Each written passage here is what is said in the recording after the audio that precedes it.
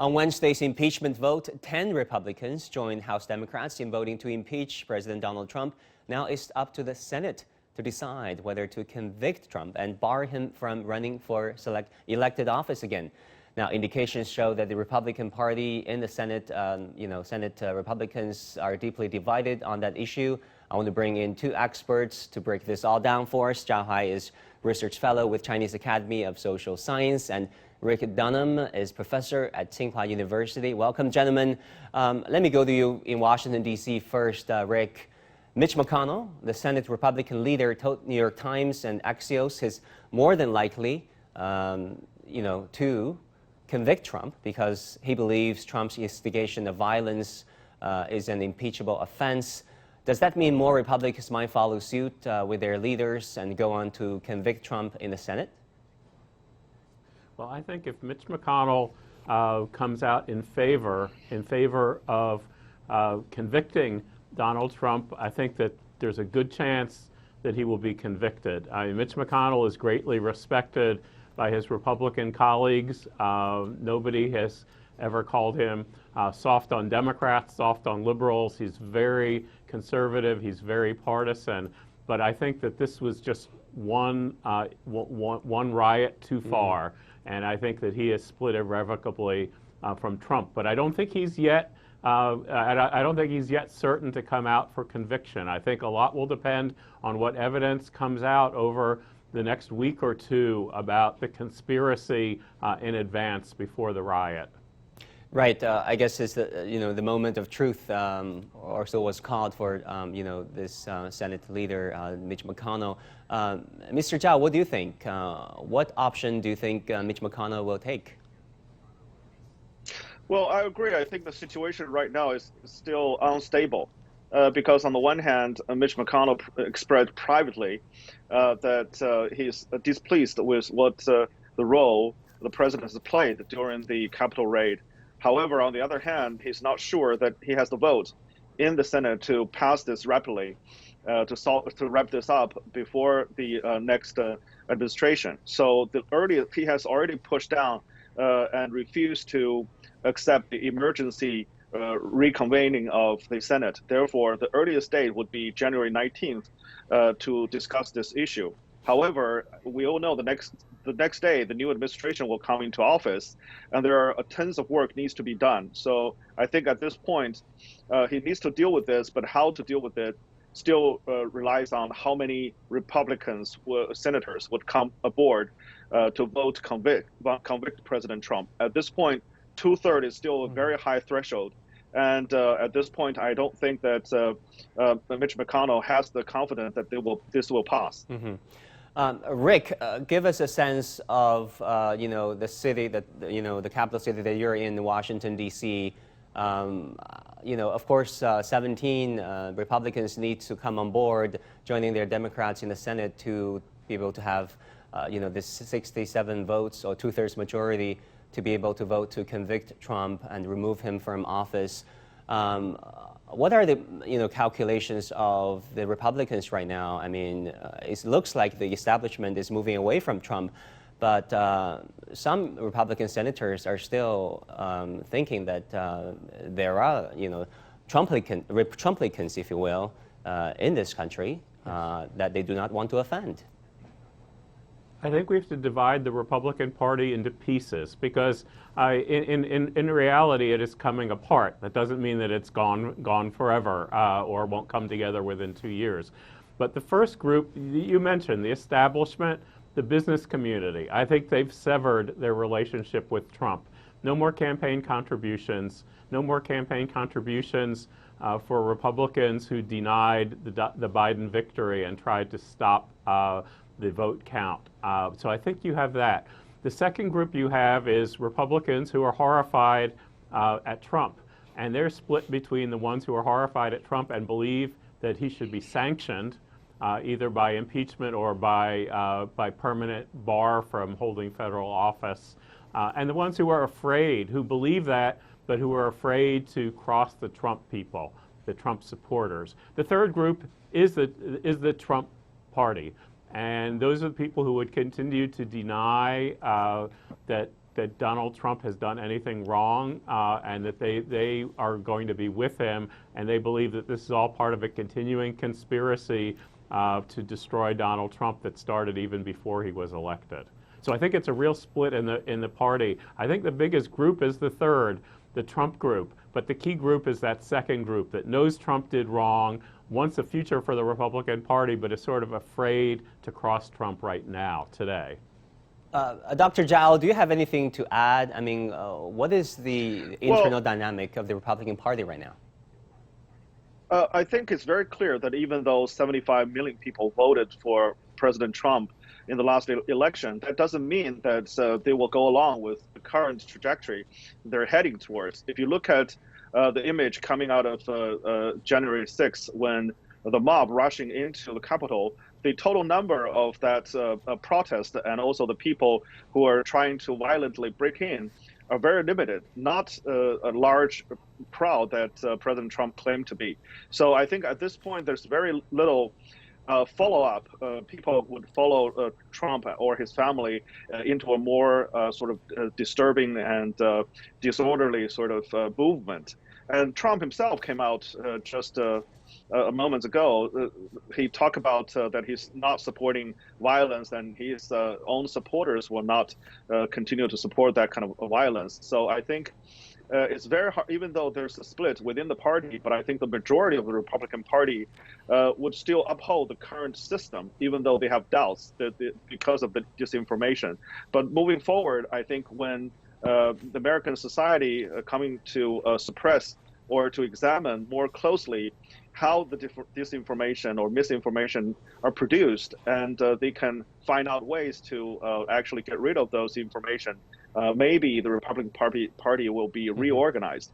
But that depends really how Biden's administration and later on the reorganizing of Republican Party try to solve the deeper problem, socioeconomic problem within American society. Right. I guess, racial issues too, how to, get the minorities on board, is a big headache, has been a big headache for the Republicans, I guess. Rick, in Washington, D.C., President Trump called the impeachment proceedings, quote unquote, absolutely ridiculous.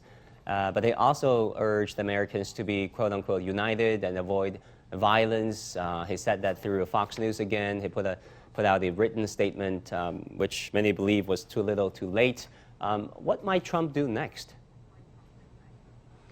Well, I think that what we're all looking for is dramatic action. And the biggest question is whether he will pardon himself or try to pardon himself, his family, his closest supporters, Rudy Giuliani, even Would that be allowed the, under the U.S. Constitution? To pardon himself as a sitting president? That is uncertain. That has never been tested because the framers of the Constitution never considered that kind of a rogue president. So it is uncertain whether he can pardon himself. Otherwise, he can pardon these other people for all federal crimes, so crimes against the U.S. government. He can't protect them against crimes against the states. So if Georgia would prosecute or if New York would prosecute them. But yes, he has wide pardon power. So I think that the real question is whether Donald Trump either tries to change the subject or just is so worried about the future that he tries a very wide blanket pardon for a lot of people, including himself. Well, Dr. ZHAO, as we speak, there has been visibly more security in Washington, D.C. I saw my friends and colleagues in D.C., where I worked for 8 years, sending in photos, videos this morning. Over 20,000 National Guard members are right now in Washington, D.C., according to reports, ready for President-elect Joe Biden's inauguration. This happens to the United States, to America. This is about beefing up security, protecting democracy. But, when it happened in other places and regions, this is, there's a different narrative. Are there double standards? Well, absolutely. There's double standards within the United States and about U.S. foreign policy towards other countries. They're promoting color revolution around the world, while at the same time, when there's domestic disturbance, they have no hesitance to crash those down and using overwhelming military force. But I think at this point, it's really needed to secure Washington, D.C. for the inauguration. There are three things going on right now. The first thing is that actually Washington, D.C. is under curfew until, I think, January 24th. And the second thing is that you have mentioned there are a deployment of National Guards. The total number is probably over close to 20,000. And the third thing is that Biden's inauguration process will be greatly reduced to just pretty much close to a virtual event online, and then a very short walking down the Pennsylvania Avenue.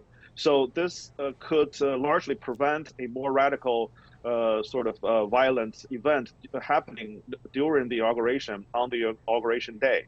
However, looking at this scene is still regrettable that America has come to this point because largely that Trump himself is to blame, and also his supporters in the Congress that help him move towards this stage. Well, a lot of people, a lot of innocent people have been deceived, believing that this whole election has been rigged, and therefore they have to do something. But however, this whole movement is not really organized, closely organized. And therefore, I think the responsibility or how to dig into this and find illegality and try to prosecute Trump is very much a problem. Therefore, I believe that ultimately the second impeachment will not yield ultimately a conviction in the Senate. Rick, do you share that assessment that no conviction will be able to garner in the Senate? I think that unless there's more evidence that comes out that 17 Republicans, the number necessary to add to the 50 Democrats, will not join. But I also think there is a chance that there's more evidence that comes out and that he could be sanctioned after he leaves the presidency. I think there's zero chance that he will be removed through conviction before January 20th. Now, the next question really is, where is America? You know, American politics heading with Trump about to be gone? Do you think the far-right movement, headed by the MAGA people, so-called Make America Great Again people, the nationalists over there, do you think their movement will die down?